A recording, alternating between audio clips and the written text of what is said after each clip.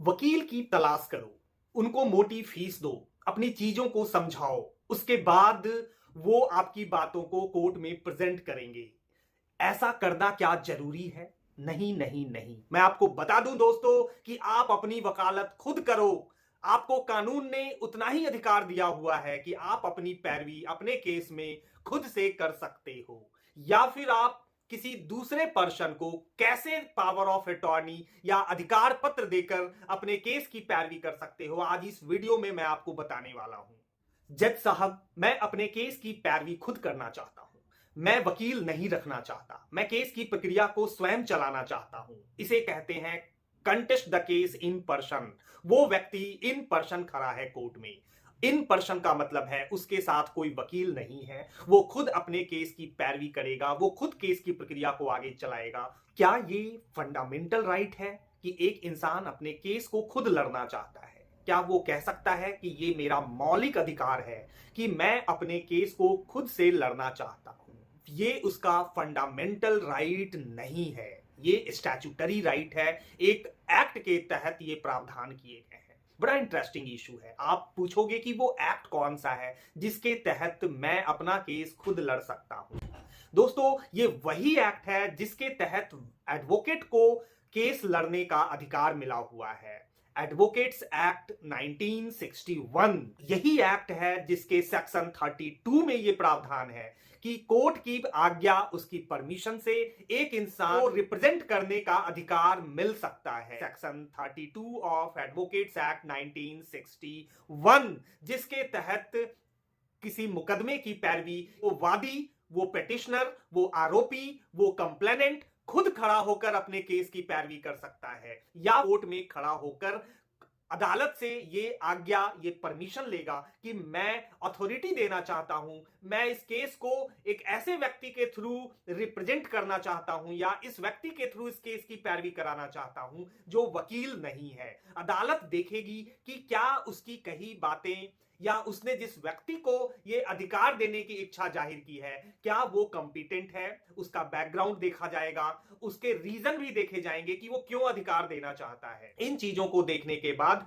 Court फैसला देगी, आज्ञा देगी, अनुमति देगी, तभी वो व्यक्ति किसी ऐसे व्यक्ति के थ्रू खुद को कोर्ट में रिप्रेजेंट कर सकता है जो एडवोकेट नहीं है। ये है स्टैट्यूटरी राइट। ये आपका संवैधानिक अधिकार नहीं है। एक शख्स के खिलाफ वारंट इशू होते हैं और कोर्ट से जब वारंट जारी होता है, पुलिस उसको अरेस्ट करने के लिए कवायद करती है, उस वक्त वह शख्स किसी और व्यक्ति को पावर ऑफ अटॉर्नी देकर कोर्ट में भेजता है कि उस वारंट पे मैं हाजिर हुआ हूं, उन्होंने मुझे पावर ऑफ अटॉर्नी दिया हुआ है। क्या ये वैलिड है? ये पोजीशन कानून में मान्य है? TC Mathai versus district and session जज के केस में सुप्रीम कोर्ट ने एक बड़ा महत्वपूर्ण फैसला दिया है। इसके तहत सुप्रीम कोर्ट ने बड़े साफ शब्दों में यह बताया है कि किसी ऐसे व्यक्ति को जो वकील नहीं है, उसको सिर्फ पावर ऑफ अटॉर्नी देकर आप खुद को रिप्रेजेंट नहीं कर सकते।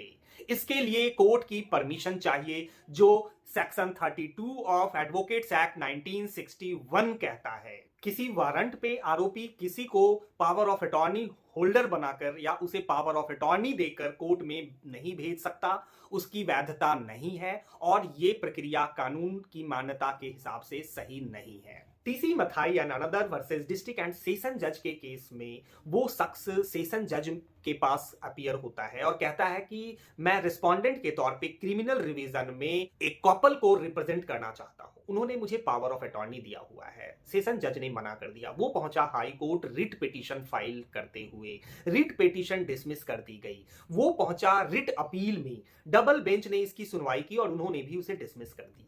अब वो पहुंचा सुप्रीम कोर्ट। सुप्रीम कोर्ट ने साफ शब्दों में कहा कि ये आपका फंडामेंटल राइट नहीं है, मौलिक अधिकार नहीं है। पावर ऑफ अटॉर्नी लेकर रिप्रेजेंट करने कोर्ट में नहीं खड़े हो सकते। जिस शख्स का पावर ऑफ अटॉर्नी आपने लिया हुआ है, आरोपी या रिस्पोंडेंट या पिटिशनर, वो खुद कोर्ट में खड़ा होकर कोर्ट की परमिशन लेगा सेक्शन 32 ऑफ एडवोकेट्स एक्ट के तहत, और उस परमिशन के बाद आपको यह अधिकार मिलता है। और उस परमिशन के लिए जज को देखना होता है कि क्या वो परमिशन दे, क्या परिस्थितियां हैं, क्या पॉइंट्स हैं जिसको पावर ऑफ अटॉर्नी दिया जा रहा है, उसको क्या समझ है, क्या वो सही तरीके से कोर्ट में चीजों को रिप्रेजेंट कर सकता है, ये सारी चीजें देखने के बाद ही कोर्ट अलाउ करेगी। कोर्ट जब अलाउ करती है तभी आप किसी को रिप्रेजेंट कर सकते हो, अगर आप वकील नहीं हो तो।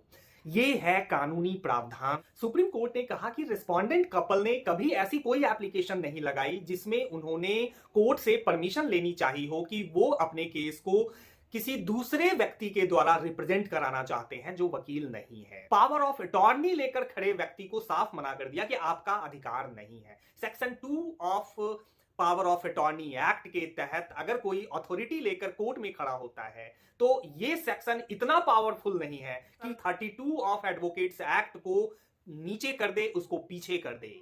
उसके प्रावधान ज्यादा इंपॉर्टेंट हैं और उसके तहत कोर्ट की प्रायर परमिशन चाहिए अगर आप किसी ऐसे व्यक्ति से अपने केस को रिप्रेजेंट कराना चाहते हो जो वकील नहीं है। हरिशंकर रस्तोगी वर्सेस गिरधारी शर्मा 1978 का ये सुप्रीम कोर्ट जजमेंट बहुत इंपॉर्टेंट है दोस्तों।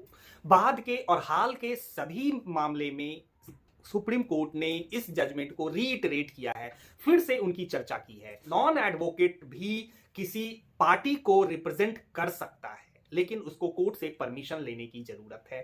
कोर्ट अपने इस परमिशन को वापस भी ले सकता है अगर वो रिप्रेजेंट करने वाला व्यक्ति जो नॉन एडवोकेट है और उसमें काबिलियत नहीं है, चीजों को वो सही तरीके से रिप्रेजेंट नहीं कर पा रहा, तो कोर्ट अपने परमिशन को वापस भी ले सकता है। ये भी बोला है जस्टिस कृष्णा अय्यर ने अपने जजमेंट में। बहुत बहुत इंपॉर्टेंट जजमेंट है, आप इसे पढ़ें, इसे समझें। Right of being defended by a pleader, ये बोला गया है दोस्तों। जो सीआरपीसी के सेक्शंस हैं उसमें ये प्रावधान बोले गए हैं कि right to be defended by a pleader, not only advocate. सिर्फ एडवोकेट वर्ड या लॉयर वर्ड यूज नहीं किया गया है। What is the meaning of pleader? Pleader को भी सेक्शन 2Q में डिफाइन किया गया है। प्लीडर को समझना बहुत जरूरी है। हर वो इंसान जो रिप्रेजेंट कर रहा है वो प्लीडर है, जरूरी नहीं है कि वो वकील हो। वकील की जगह पे अगर किसी और को भी अधिकार दे दिया गया तो वो वहां प्लीडर है। अगर कोई पार्टी खुद से खड़ी है अपने केस में तो नाउ सी और ही इज अ प्लीडर। ये है definition section 2Q of criminal procedure code. Pleader word use किया गया है दोस्तों, अपने चॉइस का प्लीडर। तो ऐसे किसी भी इंसान को अगर कोर्ट ने परमिशन दे दिया कि आप केस को रिप्रेजेंट करोगे किसी दूसरे की जगह और वो व्यक्ति वकील नहीं है, तो वो यहां प्लीडर की डेफिनेशन में आ गया। नाउ वो एक प्लीडर है। अगर कोई खुद से केस को रिप्रेजेंट कर रहा है तो वो प्लीडर है। दोस्तों ये है प्रावधान। मैं लास्टली बता दूं कि एक एडवोकेट को आप पावर ऑफ अटॉर्नी दे सकते हो, उनको रिप्रेजेंटेशन का पावर दे सकते हो आप, साथ ही साथ वो एडवोकेट भी हैं आपके केस में। ये किया जा सकता है, ये प्रावधान भी कानून में है। ये कुछ इंपॉर्टेंट जानकारियां थी जो आप तक पहुंचाना बहुत जरूरी था। आप मेरे चैनल को लाइक एंड सब्सक्राइब करें, मेरे साथ जुड़े रहें, अच्छी से अच्छी जानकारियों को लेकर आता रहूंगा। Bye bye.